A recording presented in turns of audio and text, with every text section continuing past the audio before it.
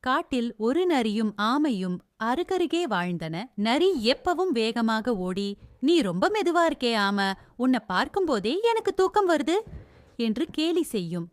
ஆமை சிரித்தபடி சொல்லும், "வேகம் ஒரு நாளைக்குத்தான் நல்லது, ஆனா நிலைத்து நிற்பது எல்லா நாளுக்கும் நல்லது." ஒரு நாள் பெரிய மழைக்குப் பிறகு காட்டில் ஒரு சின்ன பள்ளம் நிறைய தண்ணீர் தேங்கியது. அந்த பள்ளத்தின் அக்கரையில் ஒரு பெரிய சிவப்பு அபிள் விழுந்து கிடந்தது. நரிக்கு ரொம்ப பிடிக்கும் பழம் அது. நரி உடனே ஓடி வந்து, "அடடா, இது எனக்குத்தான்" என்று குதித்தது. ஆனால் பள்ளம் ரொம்ப ஆழமாக இருந்தது. நரி எவ்வளவு தாவினாலும் எட்டவில்லை.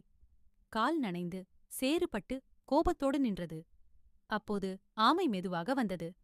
"என்ன நரி, ஆப்பிள் வேணுமா?" நரி கோபமாக, "உன்னால முடியுமா?" ஆமை சிரித்தது. பிறகு மெதுவாக தண்ணீருக்குள் இறங்கியது.